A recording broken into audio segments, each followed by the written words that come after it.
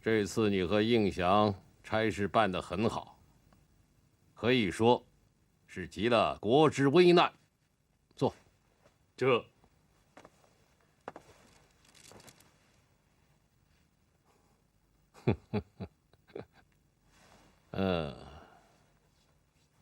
从盐商身上弄那么一点儿，一次可以，2次行吗？黄河、淮河今年治了，明年又决。水灾治了，还有旱灾、蝗灾。治国的根本不在于此。皇阿玛圣训即是。哎，都说是康熙盛世，天下太平，可各省报上来的土地一年年减少，税收也一年年递减。儿臣在下面见到的和皇阿玛说的一样。坐下说话。那些有钱的士绅人家仗着免税拼命买地，小户人家因为人多地少，付不起丁税，也就甘愿贱价卖了田土，当他们的佃户。这样一来，土地年年兼并，贫富日益不均，而国家的税收呢，却是年年减少。经此一弊，朝廷已不堪其忧啊！你能看到这个弊端，说明你肯用心思。其实，朕何尝不清楚？朕几次想丈量全国的土地，按土地纳税，可以缓冲一下。可层层报上来的数字都是假的，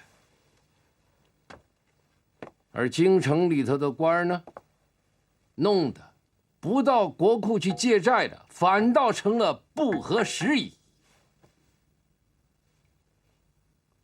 人太多了，是不好办。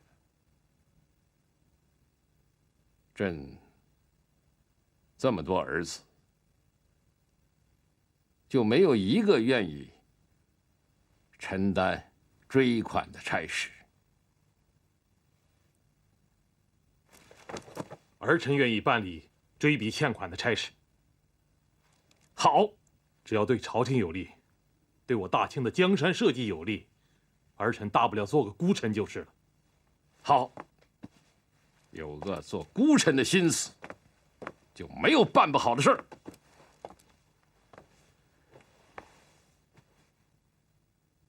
听说你这次从江南就带了个孤臣来？要说孤臣，田文镜确实是个孤臣。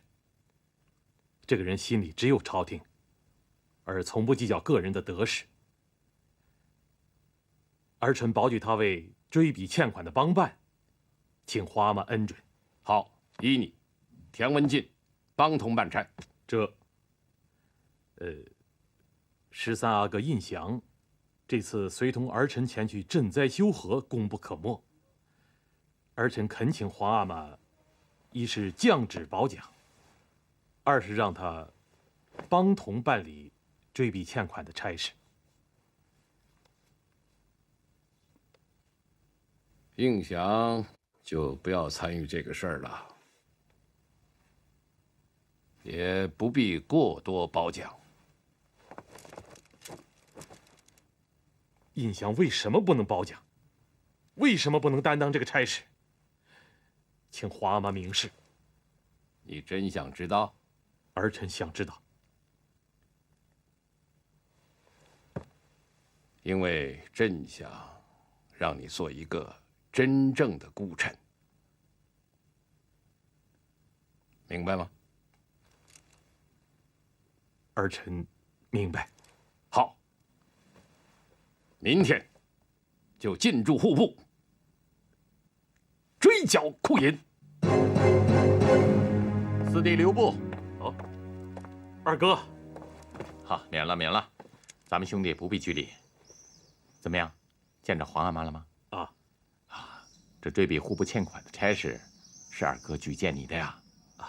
多谢二哥栽培，这差事我接了。好样的！我呀还想到你家跟你去聊聊呢，怕你有什么顾虑。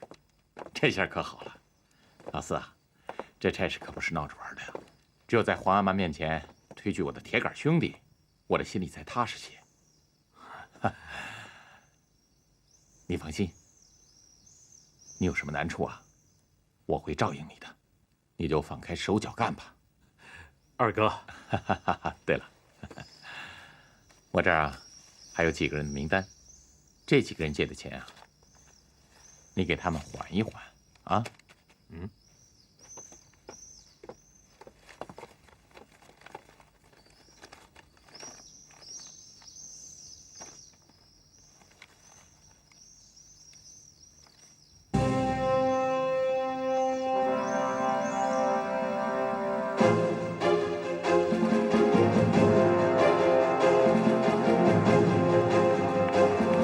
朕委派应真为追缴国库欠款大臣，上自王公贵胄，下至文武百官，凡借款者，限10日内还清。倘有抵赖不还者，由步军统领衙门捉拿追笔，绝不孤担。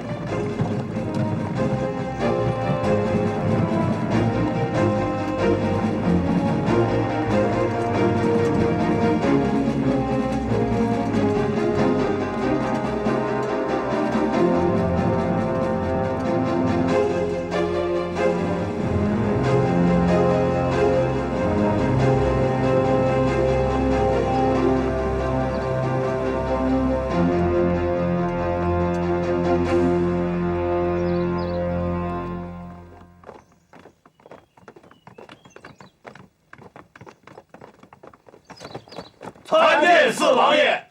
起来吧。谢王爷。大家都知道了，皇上派了我追笔库银的差事。我想你们心里都清楚，这个差事不好当啊。俗话说，借钱容易还钱难，站着借钱，跪着讨债。倘若跪着就能把钱讨回来，我现在宁愿给大家跪下。也许有人在想，借银子的人那么多，都能一一还清吗？别人没还，我还了，岂不冤枉？那我就告诉你们，这次不管是谁，无论他借了多少钱都得还，而且都要在限期内还清。没有钱，卖房子当产也得还。田大人在。从现在起，各位皇子王公的欠款由我追缴，王公以下众官员的欠款由你追缴。这。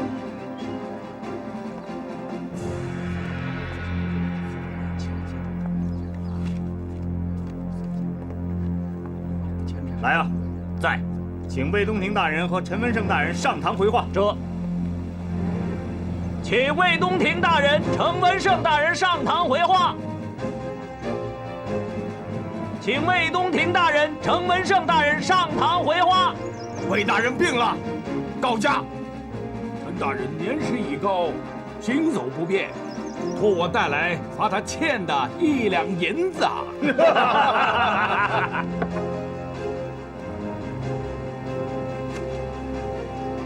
哼！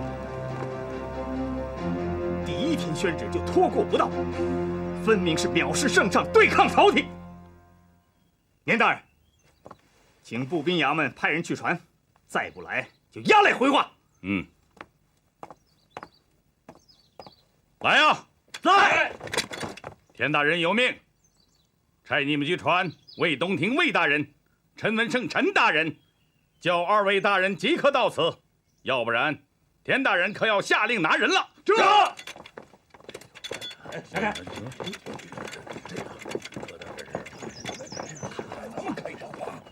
师爷，师爷，叫奴才好找啊！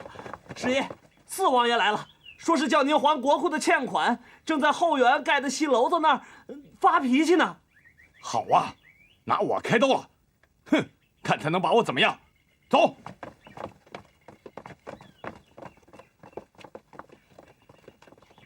魏东庭大人、陈文胜大人传道。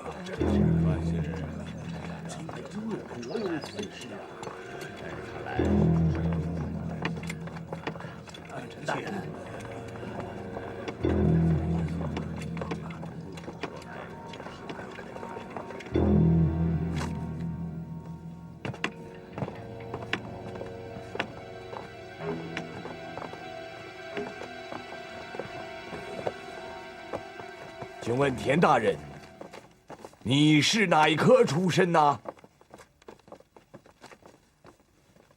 惭愧，晚生未曾中过科甲。田大人可知道老夫是哪一科出身呢？倒要请教。我就告诉你，我是康熙3年第1甲第1名状元及第，是天子门生。你一个监生出身的人，小人得志便飞扬跋扈，目中无人，竟敢叫顺天府的差役来传我。雍王爷在哪里？我要和雍王爷讲话。别！师爷，您可来了！我正想着说，哎呦，王八羔子，老子才出现了一会儿，你们就多来啊？都待那儿干什么呀？还不赶快动工！老师啊，哟，是我叫他们停下的。原来是四哥大驾到了。怎么，这戏楼盖得不好吗？您给指点指点，我叫他们改。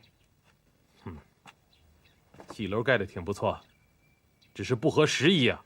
这一不刮风，二不下雨的，怎么不合时宜啊？你这儿是不刮风不下雨啊，可是黄河刚刚涨了大水，国库没钱救灾，咱怎么能把银子借出来盖戏楼啊？师弟啊，我们这些做儿子的，要为皇阿玛分点忧啊。这话没错，我借银子盖戏楼，正是为了给皇阿玛分忧呢。你这个戏啊，皇阿玛是不会看的。下个月11是我25岁生日，说好了，接皇阿玛来玩一天。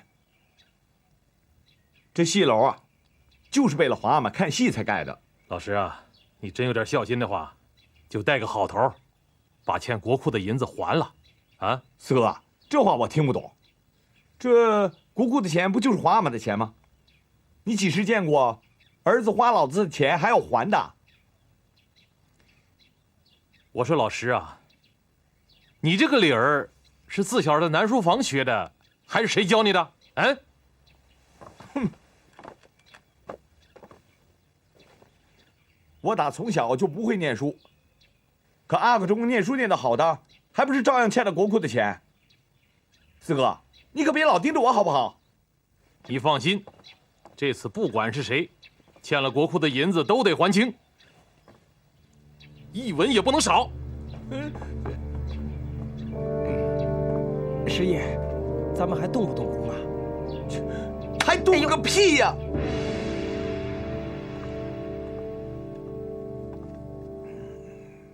来呀，请圣旨。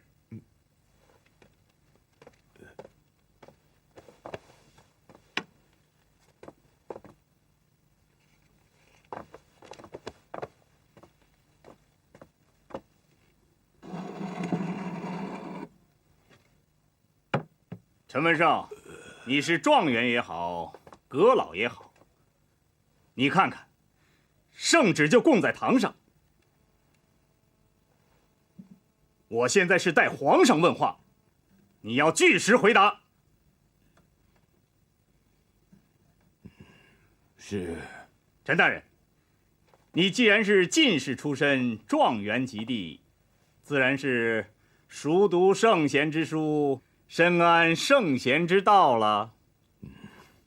圣贤之书自然是常温常读，圣贤之道自然是克遵不移。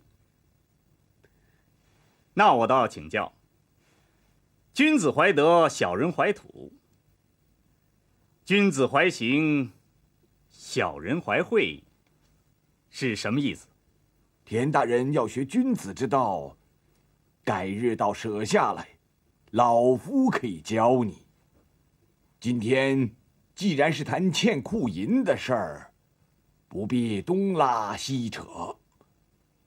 老夫欠的1两库银已经还清了，你还有什么要问的吗？我正要问你欠1两银子的事，不过我不要你答，我代你说了。你上的堂来倚老卖老，桀骜不驯，无非因为你只欠了国库1两银子，举手可还，有恃无恐。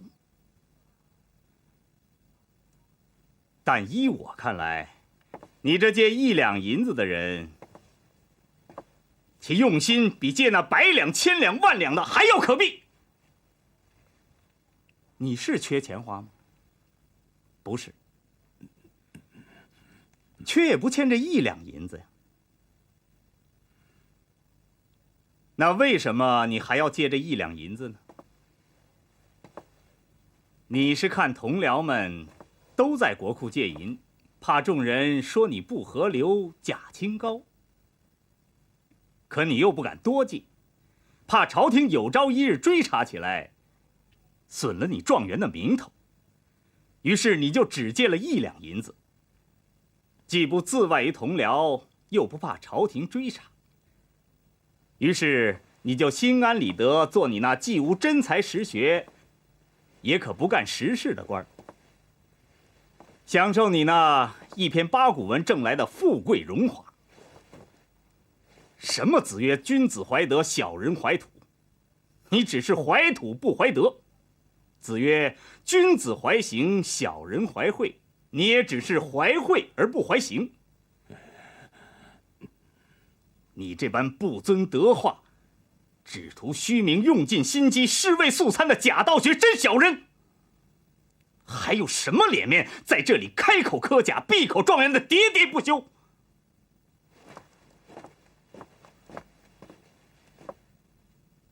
这是你的1两银子，我收下。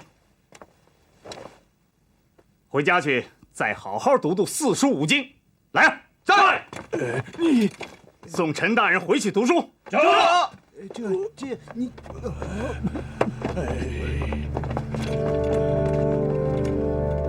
我要去见皇上，我要告老还乡，我要去见皇上，我要告老还乡。哎，我们大小都是朝廷的命官嘛，怎能受此羞辱呢？田文镜什么东西？为1两银子，把老状元给气成这样。是啊，是啊，真是。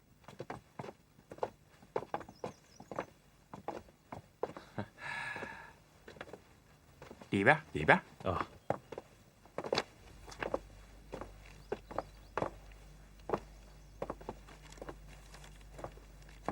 三哥，没想到暗地里你有这么大的手笔呀！啊，嗨，人人都说我黄三子养着文人清客，吟风弄月，嗨，可谁又想着为我大清国留一点经国之大典，不朽之盛世呢？啊，三哥，你借国库的30万两银子，都是用来编书了？啊？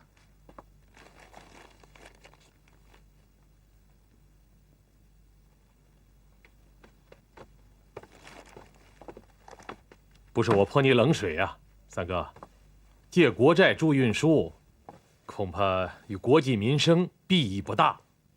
照四爷的话说，那仓颉造字也是多此一举喽。义父，你怎么如此对四爷说话？三爷，您知道，要不是四爷，我这话还懒得说呢。哎，你，老四啊，文人嘛，啊，不要和他们一般见识。嗨，我哪有心思生这门子闲气呀？三哥，不是我不通融，您这儿借的国债不还，其他人就会借着大水打漂。国库里上千万欠银追不回来，我的差事砸了无所谓。皇阿玛这个家难当啊！好吧，既然你这么说了，我把书停了，把人都遣散，凑钱还债，让你交差就是了。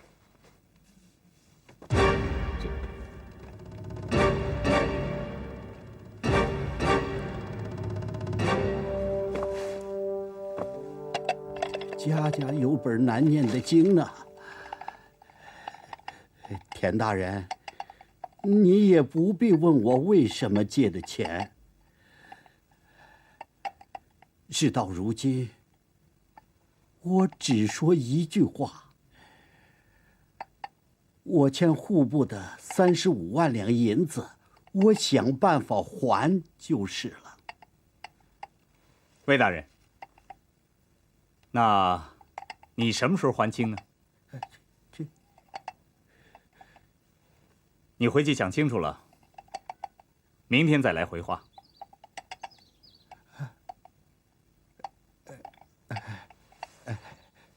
魏大人出来了！魏大人，魏大人，怎么样？魏大人，怎么样了？魏大人，魏大人，别提了，别提了。传金陵副将马不成、元顺天府尹隆科多上堂回话。国成，小肚子呀，咱们可是刀枪里滚出来的，咱可别丢份儿啊！对，精神点。是啊。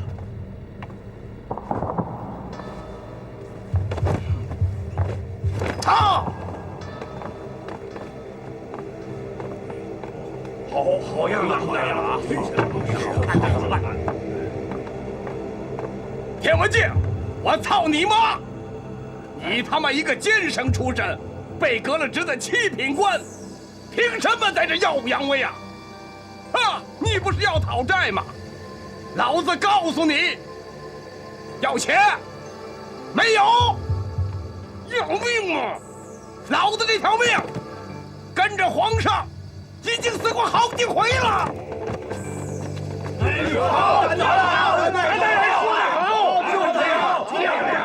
谁在叫好啊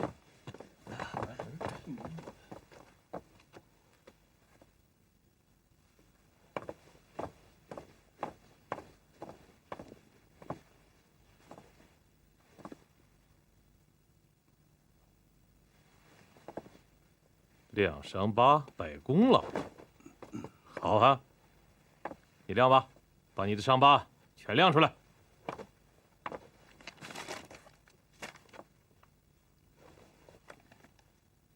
亮啊！来呀！在。把他的官服扒了，让他亮个够。这。杨先生，候审。走。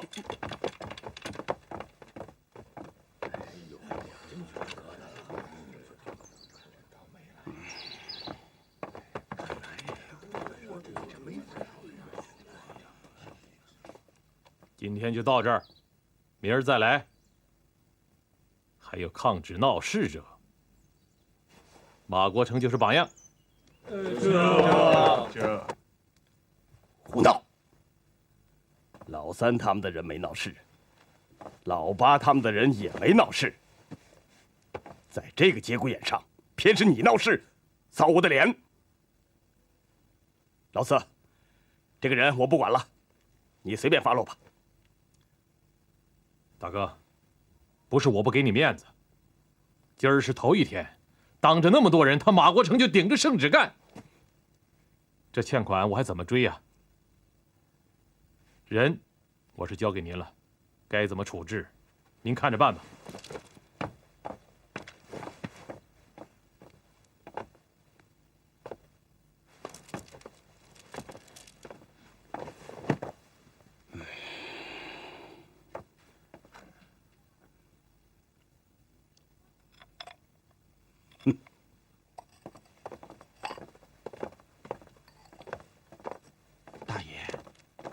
这面子我们得挽回来呀！人家占着理，你怎么挽？据可靠消息，太子也借了款。嗯，真的？借了多少？有这个数。什么？50万两？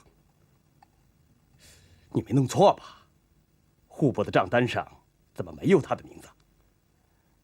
大爷，您太忠厚了。太子借款，你想，他能亲自出面吗？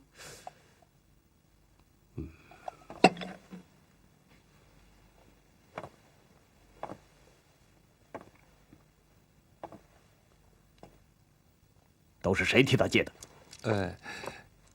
不全知道，但刑部的黄体仁、萧国兴这2个人肯定是。难怪今天问了这么多人，就是不问这2个。闭上你的臭嘴！你还想给老子惹的麻烦少吗？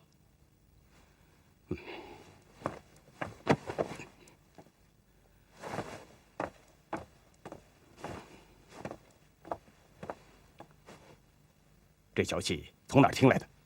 是八爷的人透露给我的。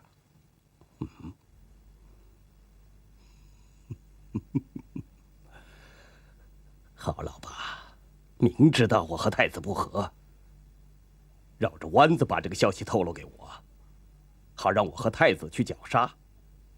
他在岸上看帆船。大千岁。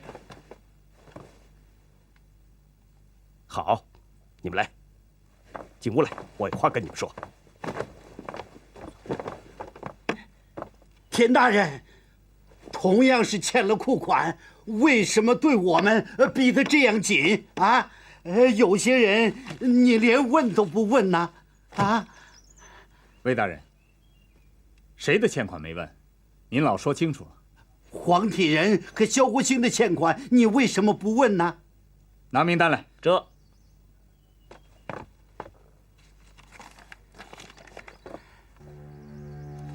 没有啊。魏大人，这2个人的欠款，您是听谁说的？这还要听别人说吗？哎，你问问户部的书办，不就明白了吗？这到底怎么回事？这个大人，有话到一边说。就在这儿说。这是黄体仁和萧国兴欠了国库的银子，一共50万两。那为什么不上清单？这个，去，传黄体仁、萧国兴问话。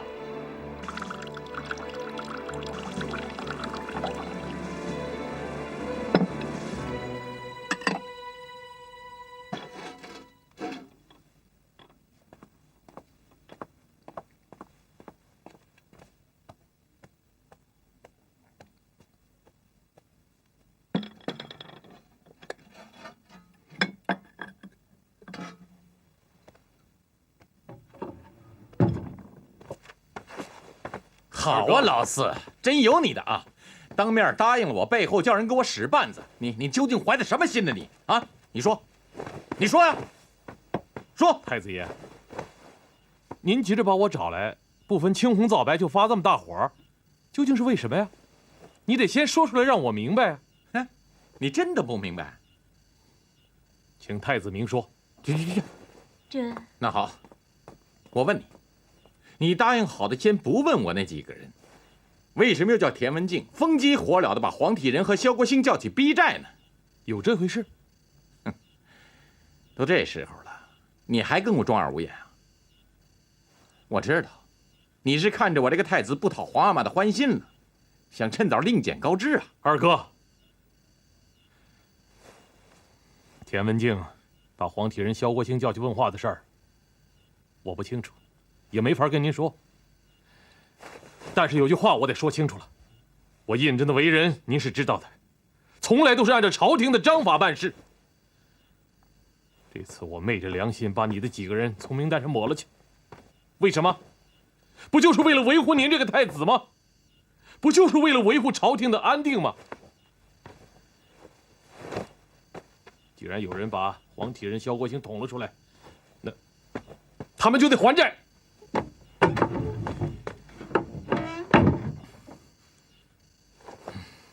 这儿，哎那儿，高点，高点！哎，对，这，哎，你们什么时候才能把这烦人的知了给我收拾喽？蔫干处的，干什么吃的？烦死人了！哎呦，你们快点成不成啊？别那么慢！你们怎么净蹭棱子呀？哎呦，快着点儿啊！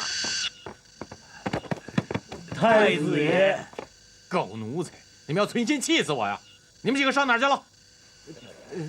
太子，奴才有条路子能弄到这笔钱，只是什么现成的路子？快说呀！是。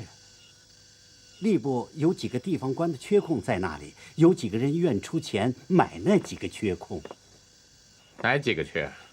他们愿意出多少钱啊？一个是四川盐茶道的缺，有人愿出15万银子；还有河南布政使的缺，也有人愿出15万银子。再有几个不大不小的缺，都有人愿出5万银子。奴才们算了一下，这几个缺如果都落实了，一共可以收到50万两银子。50万？这几个愿意出钱的人够资格吗？够，这奴才敢担保。好，那就让他们出钱，给他们打招呼。谁敢说出我的名字，我就要了他的命。合柱在，合柱在。让这些年干处的废物都给我滚出园子去！这知了粘了一夏天了，也没见少一个。滚！快滚！这。哎呀，够了！哎，好上来了！行哎，八爷。哎，您看这，放声！哎，这放声。八爷，这是太子发给吏部的军谕，责令我们将河南布政使、四川盐茶道一共6个缺补给了这几个人。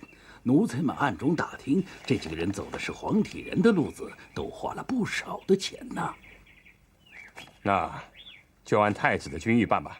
要不要告诉皇上？不，给大阿哥透个风就行了。这，哎，您这边请。好。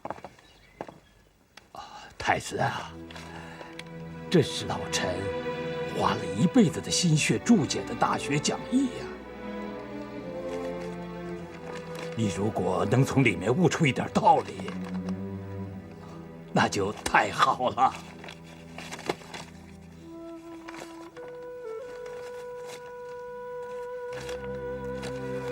师父，这是太子，你就不要瞒着老臣了。你平时手脚那么大，每年4万两银子，怎么能开销得了啊？我见你这一向洋洋不乐，就知道，这点钱做不了什么，就算是师父的一点心意吧。师父，你放心，等我做了皇帝，您100年之后，我一定将您的牌位供在赵忠祠、贤良祠，让您千秋万代享受香火。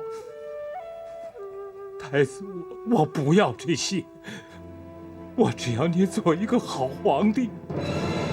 九泉之下，我也就瞑目了。二爷，您等等，二爷，我问你，我六叔他到底在不在？啊？他要是在，好歹让我见一面；他要不在，也别叫我傻等着。龙二爷，奴才实话对您说了吧，老爷现在正忙着呢，您啊要是有耐性，就在这儿等着。哎呀，你凭什么打人啊？啊？哼，我打的就是你这个瞎了眼的畜生！哎，一个奴才，你什么东西呀？也敢在我面前教训起人来了？我不对。哎，你们家的老爷是谁呀？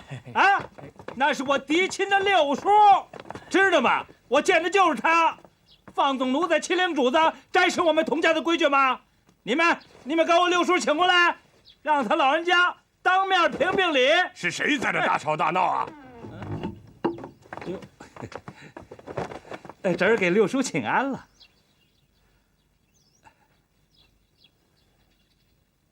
怎么啦？在哪儿弄得不顺心，跑到我这儿发气来了？侄儿不敢。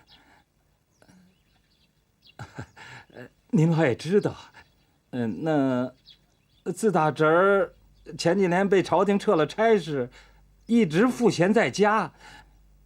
可是这一家老小，总得有个开销不是啊？这么着了，我在户部借了3000两银子，可是这2天朝廷上他追得紧，10天之内要是不还，就得抄家。好了好了，管家在，到账房去，给他拿500两银子。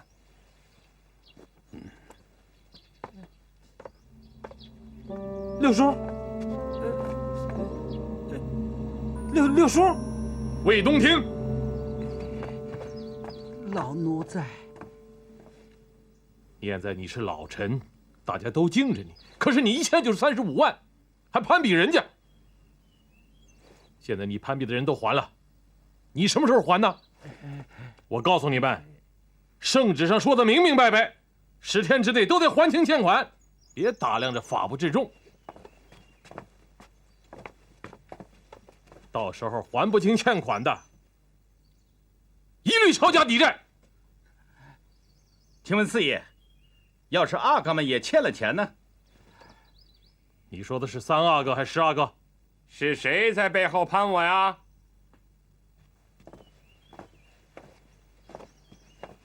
三哥，哎，起来起来起来起来！前不久，四爷到我府上去了，不为别的，是叫我归还国库的欠款。我心里也一样，不高兴。嗨，人嘛，就这德行，跪着借，站着却不愿意还。我今儿自个儿来了，给四爷还钱来了。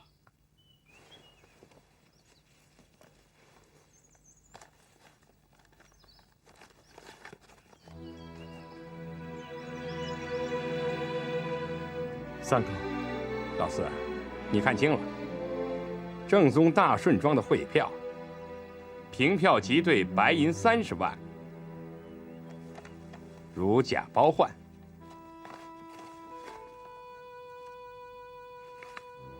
三哥，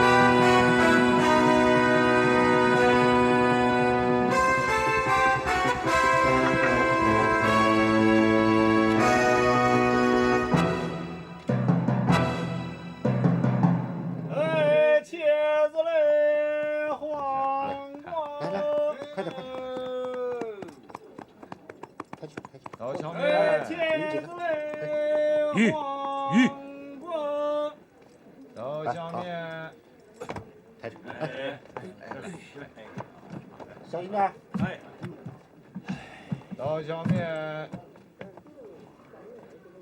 来，放这边。黄瓜。来，搭把手。来，嘿。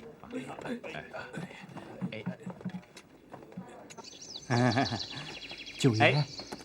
您瞧瞧，这是我新进的一对红子。哎呦，这鸟是太难养了啊！吃活食儿，而且到脱毛的时候就更难了。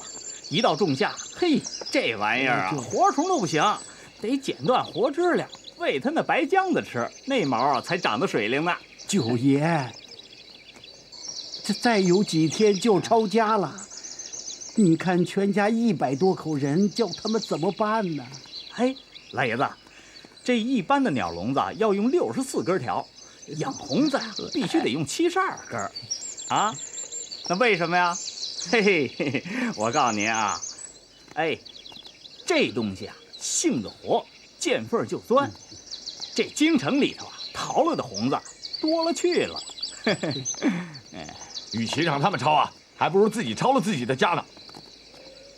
哎，我说魏老爷子，你怕个啥呀？他要抄家，让他抄，没了家，我们都到皇上的金銮殿上打地铺睡觉去。哎，老师，不准乱说。您老的都看见了，这石爷欠的钱我都没法帮衬呢。